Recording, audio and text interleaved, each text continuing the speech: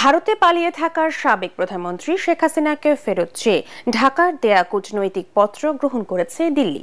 এ তথ্য নিশ্চিত করেছেন ভারতের পররাষ্ট্র মন্ত্রণালয়ের মুখপাত্র রণধীর জয়সওয়াল। এর আগে পররাষ্ট্র উপদেষ্টা তৌহিদ হোসেন জানান, ভারতের পররাষ্ট্র মন্ত্রণালয়ের কাছে আনুষ্ঠানিকভাবে একটি কূটনৈতিক পত্র পাঠিয়েছেন তারা। স্বরাষ্ট্র উপদেষ্টা জাহাঙ্গীর আলম চৌধুরী বলেছেন, বন্দি বিনিময় চুক্তি অনুযায়ী শেখ হাসিনাকে ভারত থেকে দেশে ফিরিয়ে আনার ব্যবস্থা করা হবে। ইমদাদুল্লাহ বাবু রিপোর্ট।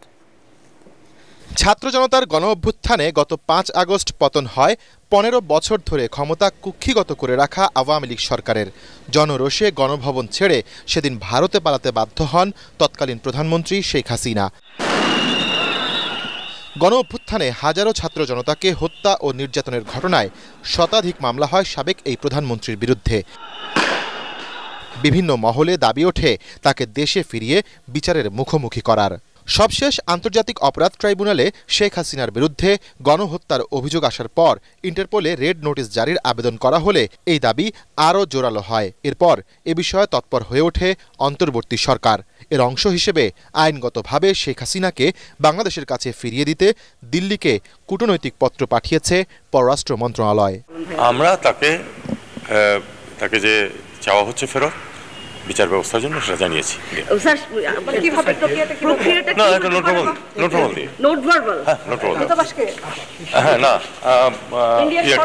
ভারত সরকারকে। এদিকে বিজিবি দিবসের অনুষ্ঠানে স্বরাষ্ট্র উপদেষ্টা আশা করেন, বন্দি বিনিময় চুক্তি অনুযায়ী শেখ হাসিনাকে ফিরিয়ে আনার প্রক্রিয়া দ্রুতই শুরু হবে। আমাদের চিঠি অলরেডি চলে গেছে ওনার এক্সট্রাডিশন করার জন্য, এটা প্রক্রিয়ার দিন আছে। আমাদের সাথে তো ওনাদের এক্সট্রাডিশন ট্রিটি একটা আছেই, ওই প্রক্রিয়া হবে, ওই চুক্তি অনুযায়ী হবে। তবে ভারত সরকার এখন পর্যন্ত সাবেক প্রধানমন্ত্রী শেখ হাসিনাকে দেশে ফেরত পাঠানোর বিষয়ে আনুষ্ঠানিকভাবে কিছুই জানায়নি।